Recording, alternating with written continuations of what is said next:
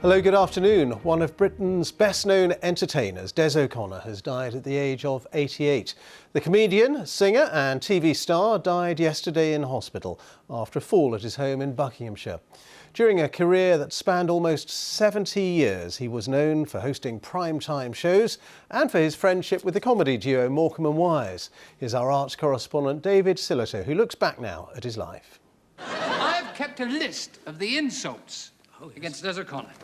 Des O'Connor was in the 70s famous, a star, and on Morecambe and Wise the butt of hundreds of gags.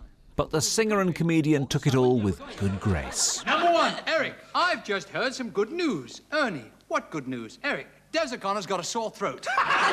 Nothing seemed to dent that clean-cut, deep-tanned optimism. Number two, Ernie, Des O'Connor is a self-made man. Eric, I think it's very nice of him to take the blame. Be sure it's true when you say, I love you, love you, love you. His interest in show business had started in the RAF. He'd been a Butlins redcoat and learnt his craft struggling to get laughs in theatres such as The Windmill, with an audience that had come for the naked flesh more than the comedy. And this fellow was always in, every day, in the front row.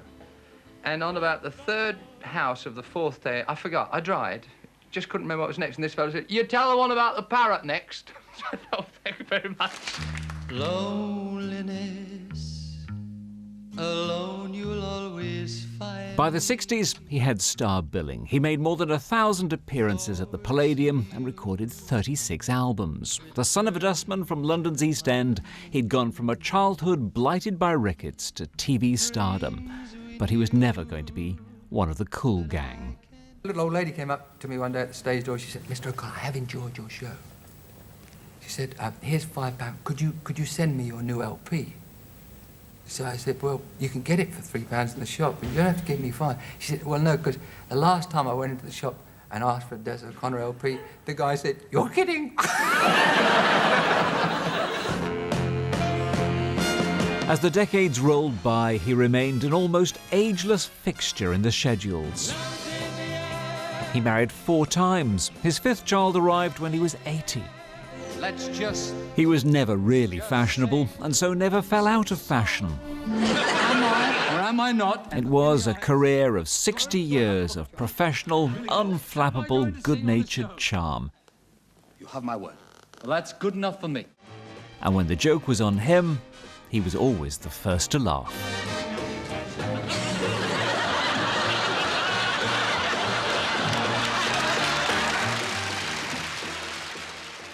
Des O'Connor, who's died at the age of 88. The founder of BioNTech, which has developed a coronavirus vaccine, says its impact will not be felt significantly until next summer. Professor Ugo Shaheen stressed that this winter would still be tough, but with a high vaccination rate, life could be back to normal in a year's time. This winter will be hard. Yeah, so we will not have a big impact on the infection numbers with our vaccine in this winter. The bigger impact will happen until summer. Yeah, the summer will help us anyway because the infection rate will go down in summer.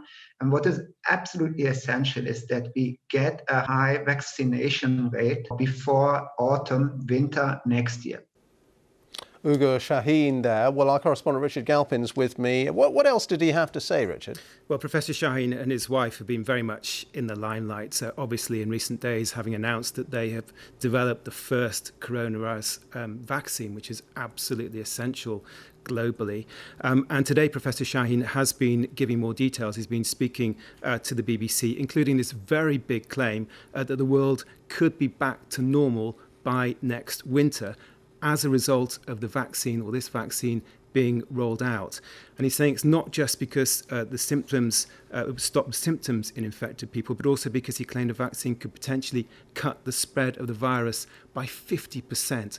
And that is an absolutely enormous claim, which is still to be substantiated, obviously.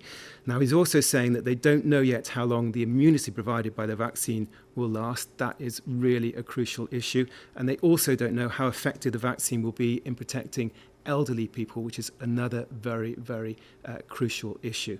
So essentially, they need to get much more data so they can answer many of these questions, in particular about how the vaccine is working in the body. OK, Richard, thank you. Richard Galpin. The Environment Secretary George Eustice says he believes it should be possible to reach a trade agreement with the European Union, with talks set to resume in Brussels this week. He admitted there were still sticking points.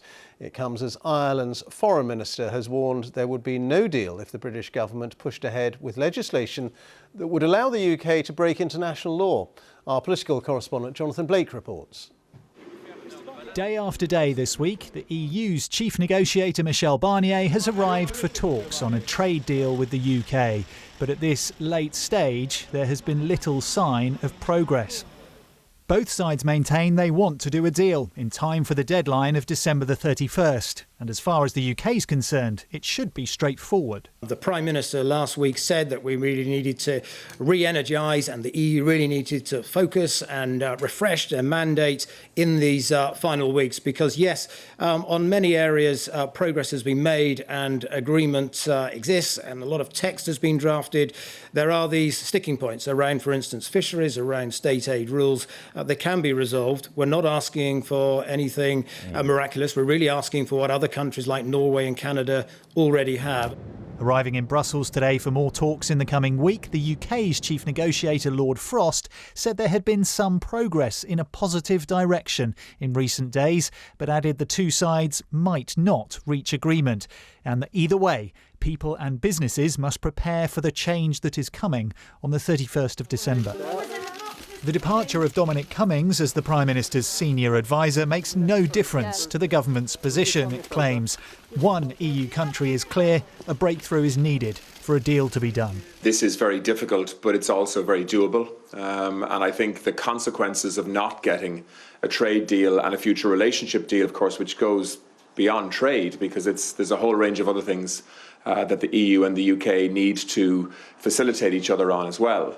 The consequence of not getting a future relationship agreement in place before the end of the year, I think, is very, very significant for Britain and Ireland in particular, but also for a number of other EU countries as well.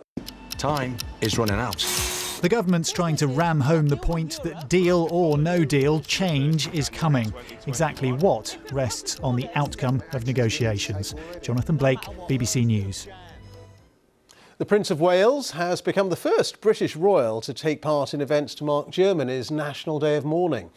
This morning, Prince Charles laid a wreath alongside the German president before giving a speech at the Central Remembrance Ceremony, in which he's expected to urge nations to stand up against intolerance. Lewis Hamilton has won the Formula One world title for a seventh time, equalling the all-time record. He secured the championship with a victory in the Turkish Grand Prix today in conditions which tested the drivers to the limit. Joe Wilson reports. It's lights out and away we go. When Formula One meets a slippery track, suddenly it's like ice. Like that. Valtteri Bottas, spin out! One of the early spinners, the black Mercedes of Valtteri Bottas, theoretically Lewis Hamilton's rival for the world title. All Hamilton really had to do was keep going and trust his car. Brakes aren't working, man. The track was drying, but not dry. There's a big difference. Ask Max Verstappen. But for Hamilton, everything was working. He didn't need to win this race. Lewis Hamilton takes the lead. He always needs to win. Hamilton's 94th Grand Prix victory was its own triumph. Lewis Hamilton wins the Turkish Grand Prix. He's won more races than anyone. Now a 7-time world champion, same as Michael Schumacher. That's the journey. That's for all the kids out there who dream the impossible. Statistically, put simply, number one. Joe Wilson, BBC News. Well done, Lewis Hamilton. That's it for now from me. The next news on BBC One is at 6 o'clock. Goodbye for now.